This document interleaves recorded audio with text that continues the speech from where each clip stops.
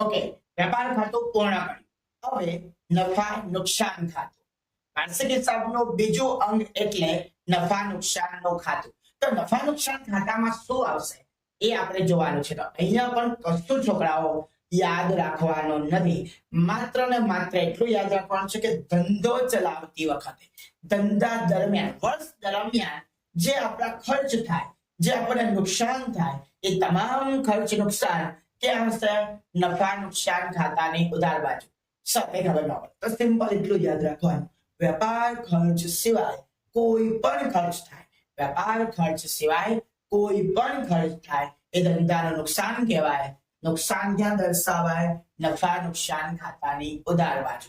જેમ કે આપણે ધંધો કરતા હોય તો ભાઈ કર્મચારીને પગાર ચૂકવવો પડે, પગાર ધંધાનું નુકસાન નફા નુકસાન ખાતાની ઉધાર બાજુ. કર્મચારીને ખુશ કરવા માટે ક્યારેક બોનસ આપવું પડે, નુકસાન નફા નુકસાન કહેવાય, નફા નુકસાન ખાતાની ઉધાર બાજુ. ક્યારેક ક્યારેક એને આપણે કમિશન પણ આપવું પડે, તો કમિશન પણ ધંધાનું નુકસાન નફા નુકસાન ખાતાની ઉધાર બાજુ. જો ધંધામાં હિસાબની આવતો હોય એટલે કે ઓડિટર આવતો હોય તો ઓડિટરને ફી ચૂકવવી પડે, એ પણ ધંધાનું નુકસાન કહેવાય, નફા નુકસાન ખાતાની ઉધાર બાજુ. જો ધંધો ભાડાના મકાનમાં ચાલતો હોય તો ભાડું ચૂકવવું પડે, ધંધાનો ખર્ચ કહેવાય, નુકસાન કહેવાય, નફા નુકસાન ખાતાની ઉધાર બાજુ. આ ધંધો ચલાવવા માટે વીજળી આપવી પડે તો વીજળી બિલ પણ ચૂકવવું પડે, ધંધાનું નુકસાન કહેવાય, નુકસાન નફા નુકસાન ખાતાને ઉધાર બાજુ. ધંધાનો માલ વેચવા માટે આપણે દલાલની મદદ લેતા હોય તો દલાલને દલાલી ફી ચૂકવવી પડે, ધંધાનું નુકસાન કહેવાય, નફા નુકસાન ખાતાની ઉધાર બાજુ. બરાબર. જો આપણે ધંધામાં વર્ષ દરમિયાન જીએસટી ચૂકવવી પડે એટલે કે કર વેરા ચૂકવવા તો એ પણ ધંધાનું નુકસાન કહેવાય, નફા નુકસાન ખાતાની ઉધાર બાજુ. જો માલનો વીમો લીધો હોય તો એનું પ્રીમિયમ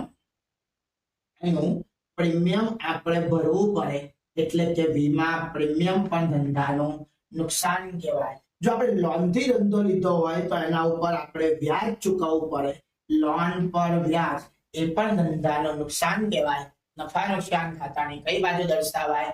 ઉધાર બાજુ. ચાલો હવે ક્લિયર છે? વેપાર ખાતાની ઉધાર બાજુ શું આવશે? કશું યાદ નથી રાખવાનું. વેપાર ખર્ચ સિવાય જે પણ ખર્ચા થાય એ તમામ ખર્ચા ધંધાનું નુકસાન કહેવાય, નફા નુકસાન ખાતાની ઉધાર બાજુ દર્શાવાય. કેટલાક છોકરાઓ ત્યારના જોઈ રહ્યા છે કે સર લખો છો એક સાઈડ બે કોલમો કેમ બનાવે છે? દીકરાઓ ધ્યાન રાખો, અત્યારે તો સિમ્પલ કઈ વસ્તુ ક્યાં એ દર્શાવું. દાખલામાં વધારાની માહિતી આપી દેશે, એને અકાઉન્ટન્સીમાં હવાલો કહેવાય. તો વધારાની માહિતીમાં આપણે ઉમેરો કરવાનો હોય, બાદબાકી કરવાની હોય, ભાગાકાર કરવાનો હોય, એવું કંઈ પણ કરવાનું હોય જે વધારાની માહિતીમાં સરવાળા, બાદબાકી, ગુણાકાર, ભાગાકાર જે બી થશે એ આપણે ક્યાં દર્શાવીશું? ઇનર કોલમ એટલે કે અંદરની કોલમ. અને ફાઇનલ આન્સર આપણે બહારની કોલમમાં, એને કહેવાય આઉટર કોલમ. તો આપણે ક્યાં લખીશું? આઉટર કોલમમાં. એટલે બહુ કન્ફ્યુઝ થવાની કોઈ જરૂર નથી. ચાલો હવે નફા નુકસાન ખાતાની જમા બાજુની વાત કરીએ. તો જમા બાજુમાં ધંધો શરૂ કરતા જે આવક એટલે કે વેચાણ સિવાયની કોઈ પણ આવક હોય એ ધંધાની આવક કહેવાય. અને એ આવક ક્યાં દર્શાવાય? નફા નુકસાન ખાતાની જમા બાજુ. જેમ કે સમજી લો કે આપણે રોકાણો કર્યા હોય તો રોકાણોનું વ્યાજ મળે, રોકાણ કર્યું હોય તેનું વ્યાજ મળે. બરાબર. આપણે કોઈ કંપનીના શેર ખરીદ્યા હોય તો એનું ડિવિડન્ડ મળે. બરાબર. આપણે માલની ખરીદી કરી અને વટાવ મળ્યો, સમજી લો 50,000 ની માલની ખરીદી કરી હોય અને આપણને 10% વટાવ એટલે કે ડિસ્કાઉન્ટ મળ્યું હોય એટલે કે 45,000 ચૂકવવાના થયા. તો ચૂકવવાના તો છોકરાઓ 50,000, ચૂકવ્યા 45,000, તો 5,000 નો શું થયો? ફાયદો થયો. અને કહેવાય મળેલ વટાવ. તો વટાવ પણ ક્યાં દર્શાવાય? નફા નુકસાન ખાતાની જમા બાજુ. જો ધંધો આપણે દલાલનો કરતા હોય તો આપણને દલાલી ફી મળે, આપણી આવક કહેવાય મળેલ દલાલી. જો આપણા ધંધામાં કોઈ ભાડુઆતને ધંધો મકાન વાપરવા માટે આપ્યો હોય, આપણા ધંધામાં કોઈ એવો ભાગ હોય જે બિન વપરાશ માટે હોય અને ભાડે વાપરવા આપ્યો હોય તો એનું ભાડું મળે, તેને શું કહેવાય? મળેલ ભાડું. પછી આપણને જો કશેથી કમિશન મળે તો મળેલ કમિશન.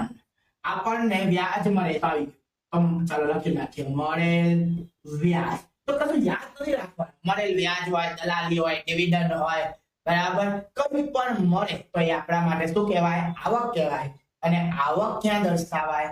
નફા નુકસાન ખાતાની જમાવાય. ચલો યાદ રાખો કે જે આવક થાય ને એને ધંધાની આવક કહેવાય, જે ખર્ચા થાય એને ધંધાના ખર્ચા. તો આવકમાંથી ખર્ચા બાદ કરો એને નફો કહેવાય. અને કેવો નફો કહેવાય? ચોખ્ખો નફો, નેટ પ્રોફિટ. કેવો નફો? ચોખ્ખો નફો. અને આ નફો ક્યાં લઈ જવાનો? પાકા સરવૈયા. અને એવું ક્યારેક બને કે આવક કરતા ખર્ચા વધી જાય તો એને શું કહેવાય? ખોટ કહેવાય. કેવી ખોટ? ચોખ્ખી ખોટ. આ પણ ક્યાં લઈ જવાનું? પાકા સરવૈયા. પછી સવાલ થાય, સર જો આ નફો ખોટ પાકા સરવૈયામાં લઈ જવાનો હોય તો વેપાર ખાતાનો કાચો નફો કે કાચી ખોટ ક્યાં લઈ જવાની? હવે જો યાદ રાખો, કશું ગોખવાનું નહીં. તમને સ્કૂલમાં એવું કહી દીધું હશે કદાચ કે નફો હોય તો કાચો નફો નફા નુકસાનની જમા બાજુ આવે અને કાચી ખોટ નફા નુકસાન ખાતાની ઉધાર બાજુ. પણ કેમ? ધ્યાન આપો કે કાચો નફો, તો મારો સવાલ એટલો જ છે કે આ નફો એટલે શું કહેવાય? આવક કહેવાય. અને ઉધાર જમાનો નિયમ નંબર 3 શું કહે છે કે આવક કે ઉપજ થાય એ ક્યાં દર્શાવાય? જમા બાજુ. એટલા માટે કાચો નફો ક્યાં દર્શાવાય? નફા નુકસાન ખાતાની જમા બાજુ. એ જ રીતે જો ખોટ થાય તો નુકસાન કહેવાય. ઉધાર જમાનો નિયમ નંબર 3 ખર્ચ કે નુકસાન ક્યાં દર્શાવાય? ઉધાર બાજુ. એટલે કાચી ખોટ ક્યાં દર્શાવાય? નફા નુકસાન ખાતાની ઉધાર બાજુ. ક્લિયર છે? તો એકચ્યુઅલી કાચી ખોટ અને કાચા નફાથી ધંધાની શરૂઆત, નફા નુકસાન ખાતાની શરૂઆત થાય, પરંતુ આપણે આવી રીતે યાદ રાખવાનું છે.